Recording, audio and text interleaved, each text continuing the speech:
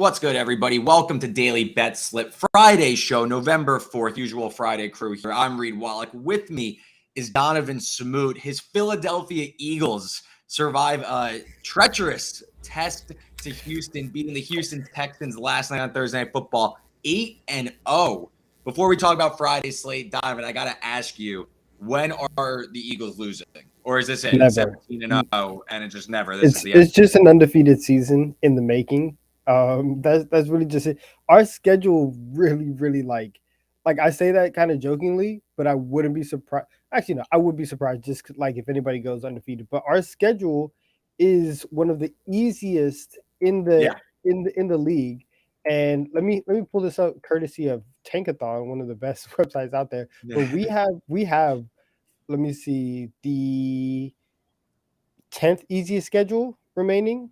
So like, or is that 10th hardest? Oh no, actually 10th hardest. So, but we have some games that we can definitely win. We still have the Giants twice, the Commanders, the Titans. Those are frauds, and then we still play Green Bay, who can't score, Chicago, who's bad, New Orleans, who has a bad defense, the Colts, who have Sam Ellinger at quarterback right now. They don't know what they're doing. So 18-0 on the way. I feel really good. I feel really good. Undefeated season in the works for the Eagles. We'll see. I think the Giants might have something to say. They reek of they'll get one, I think.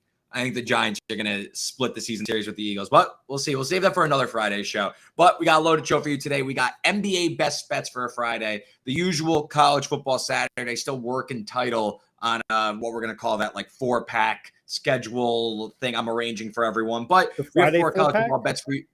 The 4-pack. That's what we were on last week. Well, that's a Saturday 4-pack for you.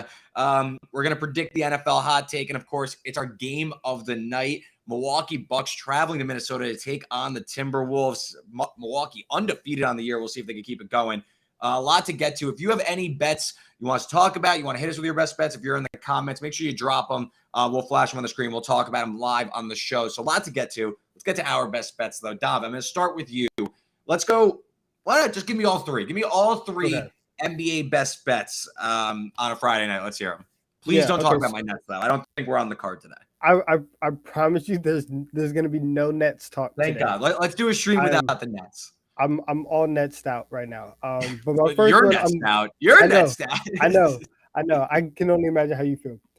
So I'm going with the Bulls +7 against the Celtics tonight. So the Bulls, they beat the Celtics in the first matchup. I think Al Horford was out for that one.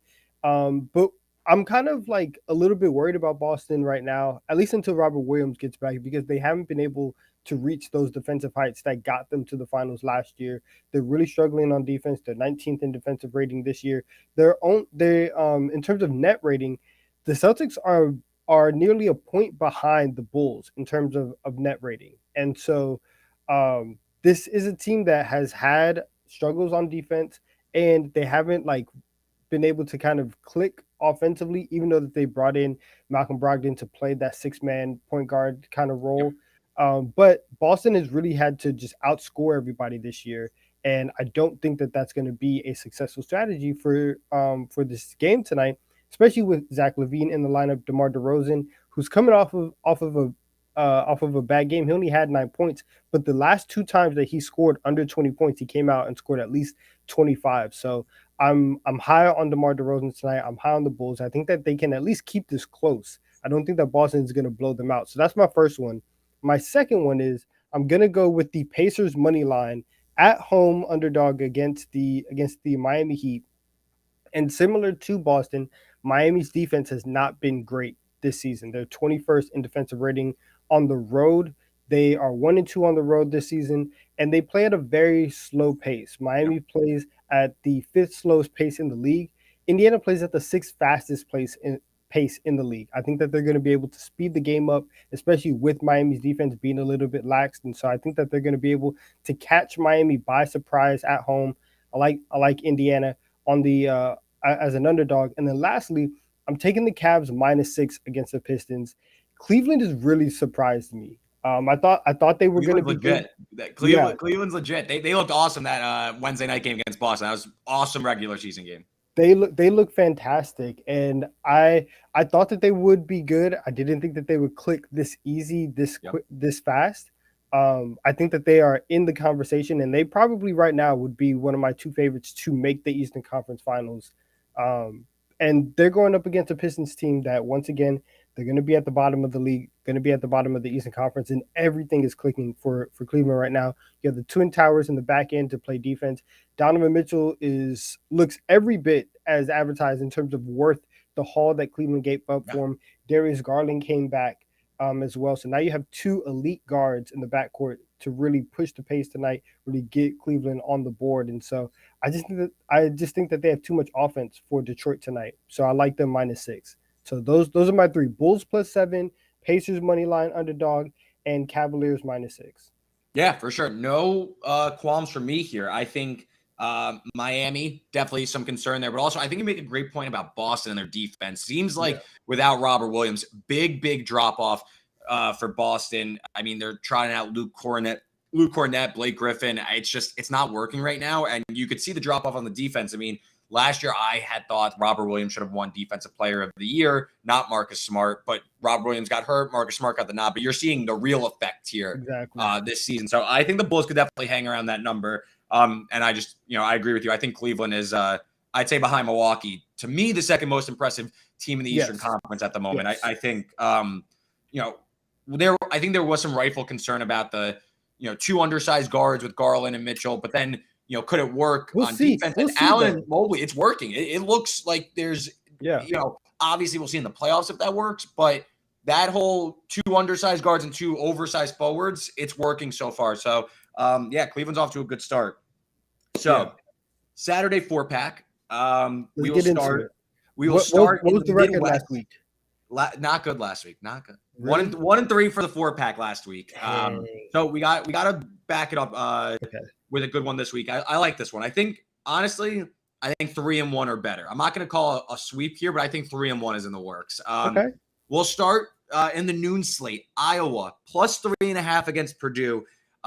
Terrible weather in the Midwest, so that's a blanket warning if you were betting college football totals or anything. But this is really going to affect this game particularly because Purdue throws the ball at the 6th highest rate in the country. 50-mile-an-hour wind gusts throughout the day in West Lafayette. That's going to stop the passing game, and that's good for Iowa because they can't throw the ball. So they're going to try and keep this on the ground. They have an awesome defense, one of the best in the country, and it kind of limits the mistakes for Spencer Petras, Iowa's quarterback. So getting points, totals in the 30s. I think Iowa could keep this close. Purdue has allowed 26 or more points to 6 of 7 FBS teams. So maybe Iowa can't score that much, but it makes me think that Purdue's defense isn't that great. And maybe Iowa could have a better than terrible day, maybe just a bad day, and they could keep it close. So I'll take Iowa +3.5. Next up, I like Kansas. Pick them against Oklahoma State. I think Jalen Daniels is going to play for Kansas there. Spark plug quarterback, dual threat. And meanwhile, on the other side, Oklahoma State playing their 6th straight game. Spencer Sanders has been banged up. He might not even play in this game. That's why the line's been shifting towards Kansas. Oklahoma State's run defense, middle of the pack, below average. I just don't think they're going to keep up here. I think they're out of gas. Kansas off a bye, potentially getting their starting quarterback back. I like the Jayhawks. I think, this has been a great year for them. They were 5-0 in full games that Daniels has played in. I think they make it 6-0, and they beat Oklahoma State at home. Nightcap, Clemson travels to South Bend. I don't think video producer Joanne is going to like this one. I'm going to take Clemson -3.5 against Notre Dame. I don't think Notre Dame's very good. I think that last week they blew out Syracuse, but I watched the entire game. Pick six on the first play, a blocked kick. A lot of things went their way. And I think Clemson is the far superior team. I think they're going to be able to establish the run, play from ahead. And when they play from ahead, Notre Dame's Drew Ply, he's terrible. He can't throw the ball. Only 9 completions last week in a win. Clemson, 6 most tackles for loss in the entire country. I think they wreak havoc. So I like Clemson to win this one comfortably. I'll take them -3.5 in South Bend. And then the night slate. So this line kind of moved, and I like, giving out lines that are still available and stuff, but honestly, it's not the best night slate. So this is the only play I have for late night, but it should be a fun one. They didn't get it home for us last week, but I'm going to go back to them. UCLA, Arizona State over 66. Arizona State, they fired Herm Edwards earlier this season, and people kind of wrote them off. They now made a change at quarterback. They went to Trenton Bourguet. Maybe said that wrong, but Trenton Bourguet, he's been slinging it. He came in against Washington a few weeks ago, led to a 45-38 win. Got the start last week against Colorado's slung it all over the field, 435 passing yards, 42-34 win. I think he could do some damage against a UCLA defense that I don't find that great. Arizona State might be trending upward, but UCLA is still going to score a ton. Top 10 in yards per play this season, averaging over 7 yards per play. So I think that both teams are going to crack into the 30s here. UCLA could probably get into the 40s if they wanted to. So, you're staying up late, root for some points. I like the over 66 in UCLA, Arizona State. Donnavan, any thoughts? I gave a Big 12 play in there. Any thoughts on Kansas, Oklahoma State? Yeah, I like it. I like it. I think Oklahoma State, especially with Spencer Sanders, like you're kind of just waiting to see, like, is that injury ever really going to affect him? Last week, they lost 48-0 last week. I mean, it seems like Yeah. this team's running out of gas a little bit after the tough October. I mean, they went TCU double overtime, Texas crazy game. It seems like they played Baylor a few weeks ago, and that was a crazy game. So it seems like the schedule's starting to catch up with them. So I think I like the play. My favorite play out of the 4-pack is Iowa plus 3.5. And I've roasted that. I actually really love that play. And I saw earlier you actually wrote up on BetSided.com Iowa's potential. They're live on the money line as well. I think they're plus 150 on the money line. It's very, very gross to bet on Iowa, but I kind of like it. I think I kind of like that. Low total. I think the underdog, your points are going to be at a premium. So I think a live money dog shot isn't terrible on Iowa. But yeah, there's our recap graphic for you. For Donnavan in the NBA tonight, he is playing Bulls plus 7 against the Celtics. Pacers on the money line plus 134 against the Heat. And he's laying it with the Cavs minus 6 to keep it rolling against the Pistons. And then for me, the Saturday 4-pack, every slate, every watching hour possible. We all have action all day. Iowa plus 3.5 against Purdue. Kansas pick 'em against Oklahoma State. Clemson minus 3.5 against Notre Dame. And the over 66 in UCLA, Arizona State. There you have it. Good slate. Yeah, let's see. Let's get a bounce back after the 1 and 3. As we transition, if anyone's in the chat, they have any place for tonight they want us to chat about, we are more than happy to. Just make sure to comment that live in the YouTube chat, and we'll get them up there and we'll talk about them. But let's talk some NFL, because last week, Donnavan, you said that the Falcons are going to be the NFC South favorite. I know you're kind of sticking to that. They hang on to beat the Panthers in the craziest game of the weekend, so give you a win there. I said Niners NFC contender. I don't know if that's all the way there yet because the Eagles still exist, but McCaffrey looks great. I think the game went how I said and forecasted it would with McCaffrey. He did passing, catching, rushing touchdowns, and he looked great. Now the Niners head into a bye with a little bit of momentum. So I feel like I'm going to give myself a win there. That's a win. Cool. That's a win. So I'll start with you. What is your hot take? What are they going to be talking about on Monday following week 9 in the NFL? I think Lamar Jackson jumps back into the MVP conversation. Okay. I think that right now the two names that you think of, it's probably Josh Allen and then Jalen Hurts. Mm-hmm. I think after that, Lamar is going to start. He's going to put his name back in there. The Ravens have gone through a really, really rough month. Before the Bucks game, that Lamar had gone an entire month without throwing for 2 passing touchdowns in a single game. And so he does that in Tampa Bay. Now you coming into this game Monday night against New Orleans, who just shut out Las Vegas 24-0. The Ravens are going to be without Rashad Bateman for the rest of the year now that he has a foot injury. And so you have Lamar Jackson basically where he's been for the last 2 years, and he has Mark Andrews and whatever Gus Edwards can give him, and then that's it. And so you have a Ravens team that is going to be looking and depending on Lamar Jackson to do absolutely everything. And the Saints, their defense had a really good showing last week. Obviously, didn't allow a single point. They've been bad this season in terms of giving up points. Yeah, in terms of giving up points. If Baltimore can go in there, really, really run up the scoreboard, I think everybody starts looking around and says, like, oh, wow, Lamar Jackson, again, has no help. He's doing it by himself. And you see the Ravens take off. So I like Lamar to kind of sneak back into that top 3. Yeah, I'll be pulling for it. You know that I was bullish on Lamar and the Ravens heading into the year. I just think that, honestly, it's Josh Allen.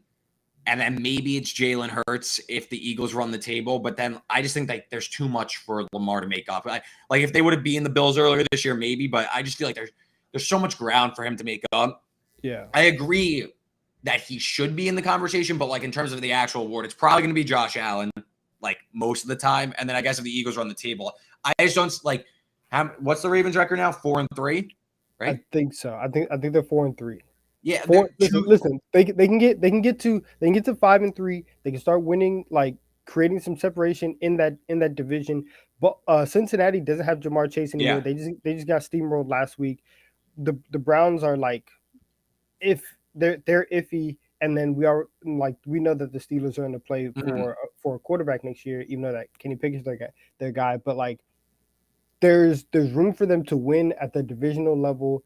And I think if we look up and we say like, dang, like if Lamar can go a month with as good of a month as he did in the beginning of the season, then we start looking around, and now for 2/3 of the season, he's been that guy. And so at least back in the conversation is where I expect him to be. Yeah. I think the Ravens are still a playoff contender. That's maybe where I would, I guess, skew from your take. Like, I think the Ravens could still be in the mix come January, maybe February. It feels like a lot to get over Josh Allen for MVP. It feels like they already decided. It says, like, I just feel like listen. I hope for my sake. I have a bet on Lamar to win MVP. Maybe I'm being like the negative, the pessimist in your take, but we'll see. You've hit like 4 of these in a row, so we'll see how this comes through. Mine this week. So we got Matt Rule out of Carolina already fired. I think we're going to start to see the next cycle of who's the next coach going to be fired. And I wanted to bring up 2 in particular because I think that they're in particularly bad spots this weekend. We'll start with the Lions. Everyone was talking last week or in the summer that the Lions were this great team and they were really going to get over the hump. I didn't see it. Like, they're on Hard Knocks. Like, Dan Campbell's this great guy. Like, you want to know like where like that's cool when like you're not expected to win and you're like this fun, lovable team that doesn't win, but they play hard. Now when like your win total gets bumped up to 6.5, 7.5, and like you're not supposed to come in last in your division, then it's time to start winning a little bit. And they have not done that. They have the worst record in the league, 1-7 thus far. I think that they're going to run into some trouble again. They're facing a pissed off Packers team that we know that they're not a Super Bowl contender anymore, but still have Aaron Rodgers, a team that are a guy that owns Detroit. I think the Packers take their frustrations out and blow out the Lions, a team that blew another double-digit lead last week. And I think people are going to start looking around saying, Dan Campbell, like, where are the results? Because, you can only give so many pump-up speeches while losing that it starts to run a little stale. So I think Dan Campbell, that potential firing, because, like, I think it's being exposed that, listen, nice guy, we like him. But, like, are you trying to win games or what? It only works for so long that maybe his seat starts to get a little hot. And the other one, he got an extension this offseason. I think we all saw through it. But Cliff Kingsbury, if the Seahawks go into Arizona as, I believe it's like 1.5-point underdogs now, and beat the Cardinals again, and it's another divisional loss for the Cardinals, and these start to stack up and they continue to find themselves falling out of the playoff race, Kingsbury's going to be gone, man. We've seen Kyler get pissed at him. The team has consistently underachieved. Now DeAndre Hopkins back. So you kind of lost like that insurance policy where it's like, oh, well, like we don't have D-Hop. Like we'll figure it out when he's back. That would be what? 2 losses in a row without him. Yeah. I just think that they're running out of real estate here with Kingsbury. 2 teams that are falling way short of expectation. You think like, oh, the Lions weren't supposed to be that good. But it's like you're supposed to take steps forward, and they're actually taking steps backward now, and they look even worse now. So when does the winning start? Or we're going to bring someone in that can. So those are 2 guys that I think you're going to start to see them maybe come up as they're mulling over maybe a coaching change. Now that Matt Rule, the first coach, is out, I think these 2 start to find themselves in some trouble. And, we talk about Nathaniel Hackett. First-year coach maybe gets like till the end of the season, and they won last week, and they're on a bye, so he's out of sight, out of mind. I think these 2 kind of come to the limelight here. What do you think about that? Okay, so I agree with you on Kingsbury. I disagree on Dan Campbell because I think that the Lions are winning this week. Okay. I think that they beat. I think. Well, okay. Listen, we can put me down for 2. I think that their offense, after a couple weeks of looking like, okay, they're just back to being like the sorry Lions. Their offense is. They woke up last week against the Dolphins. They put up 27. Their problem is finishing, and because they should have won against Minnesota. They should have won against Seattle, and they probably should have won against Miami last week. But their offense is starting to show up. In Green Bay, like I know I know it's Aaron Rodgers, and to be honest, I fell into this trap earlier in the year. Week 2, I thought the Bears were going to beat. I thought the Bears were going to beat the Packers because of just how like awful that Green Bay's offense looked. And maybe I'm falling into it again, but Detroit this just seems like the time where it's like, hey, everything's going wrong for Green Bay. Like if you're ever going to get a win against Aaron Rodgers, it's going to be this week at home. And so Okay. I'm buying it. I'm buying into it. I'm buying Okay. into, biting off kneecaps and all that type of stuff that Dan Campbell talks At about. least for 1 week. At least for one more week. I think they get Green Bay this week. All right, awesome.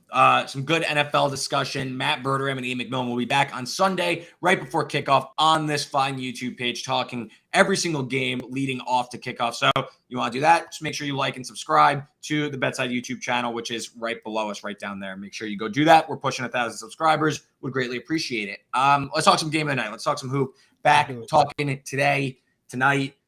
We got the 7-0 Milwaukee Bucks. Have absolutely destroyed the competition this far. They are facing off against the Minnesota Timberwolves. They, of course, made the splashy trade of the offseason, bringing in Rudy Gobert, a little twin tower set up with Karl Anthony Towns. Been a little clunky this far, 4-4 start, maybe a little bit expected, just given that, such a drastic change from what they've had.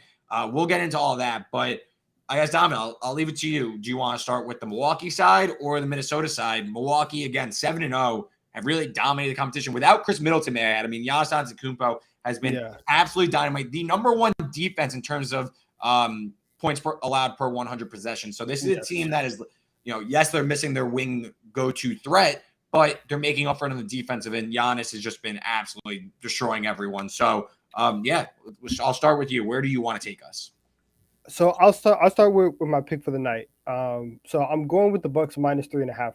I think they win this game fairly easily, and it's because of all the things that you said. Giannis is just on a different level right now. He's probably first in MVP voting. He has the Bucks at 7-0, and listen, they're second in the league in net rating, and that comes with mind you, second in the league in net rating. And that comes with the fact that they are 14th in offensive rating. They're average on offense, and they still have the second best net rating. That's absolutely insane because, like you said, they have the best defensive rating in the league. I think once Chris Middleton comes back, once Pat Connaughton comes back, and they get another spot up shooter, and Pat Connaughton can jump too, like he can play.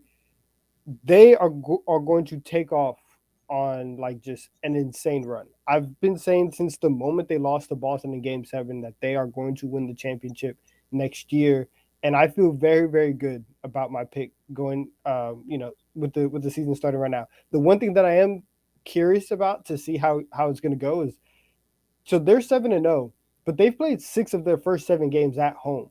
Mm-hmm. This has been a very, very home loaded type of schedule, and so now you're going on the road. You're gonna have to start. You're going to have a lot more road trips to endure. So I'm curious to see how that looks without Middleton and without Connaughton. But as for tonight, I'm not sold on Minnesota right now. They just have too many issues right now. Yeah, I think that there's some rightful concern for Minnesota. Just early, though, I think that, honestly, it feels like D'Angelo Russell, and that's my guy, of course, former net. It feels like he doesn't have control of this offense because when you're playing with someone like Karl Anthony Towns and Rudy Gobert, two very different big men, Cat likes to play out on the perimeter, Gobert inside. You need someone to set the table for them. Anthony Edwards isn't there yet as a ball handler. I think D'Angelo Russell needs to kind of take charge more as a facilitator and really set this offense up. So to me, it's more the offensive end that has been a little clunky with Minnesota. I think on the defensive end, they'll be just fine. They have been just fine. But I think they're going to run into a buzzsaw tonight with Milwaukee. I can't trust this Minnesota team. Again, they're 4-4 on the year, so it's not the end of the world, but they've been expected to win and they're falling short of expectations. It's only the second time in the year that they've been an underdog. They did not cover in that game either with a loss. I just think Milwaukee 6-1 against the spread. You're telling me that I'm getting them at about a bucket. I don't know. I'm gonna lay it with Milwaukee here. I agree with you just with Giannis. I just don't know if Minnesota's there right now, identity-wise, to hang around with a Milwaukee team that clearly has come out like gangbusters and they're going to take control early in the season. They hit the ground running.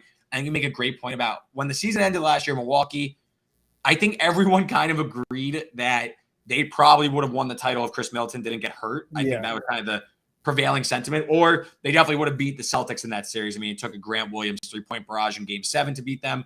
So I think Milwaukee, again, hitting the ground running, and Minnesota's just not there right now.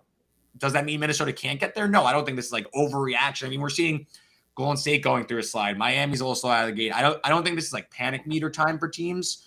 I think you gotta get closer to around like 20 game samples to really start. This is the whole picture of the team. I think you need to give this team a little bit more time, but it's the ninth game of the season now for both these teams. I just think one team is where they want to be in March and April, and one team is not. And that's saying something that Middleton isn't even there yet. So I'll lay it with Milwaukee. I think they get the job done as a small road favorites, -3.5. So me and Donnavan see eye to eye, and checking in with the community, they see eye to eye with us as well. Bucks -3.5 is a community bet. So me and Donnavan will sprinkle a little bit of extra on that. Nice to be on the same side of the community there. What did the community have? The community had the Texans last night. They had Texans +13.5. That hit. Okay.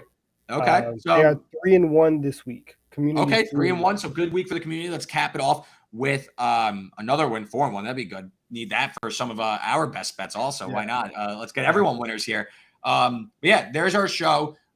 Great stuff as always. Like I said, Ian McMillan and Matt Verderin will be back on Sunday doing best bets right before kickoff on this fine YouTube channel. I will be back on Tuesday at 1 p.m. Eastern, breaking down Alabama, Ole Miss, and the entire Week 11 college football card on the early read. Until then, make sure, again, we're almost at 1,000 subscribers, so make sure you like and subscribe to our great content. We love to get to 1,000. We love doing all this great stuff for you. And big shout out to JJ, our new video producer behind the scenes, and Joanne, always crushing it. Donnavan, do you have anything else to say? Anything to take us home? Listen, what do we got? Your birds are off on Sunday, so you don't need to wish them good luck. How about your Hornets? You think Texas gets a win? You think Texas gets a win? I have no idea. That Oklahoma State game took a lot out of me. I needed the bye week to recover from that. So we'll see. Okay, so Donnavan, pessimistic Texas fan. I am also pessimistic against Texas. I like Kansas State this weekend. But for Donnavan Smoot, I'm Reed Wallach. Everybody have a profitable weekend, and we will see you on Monday.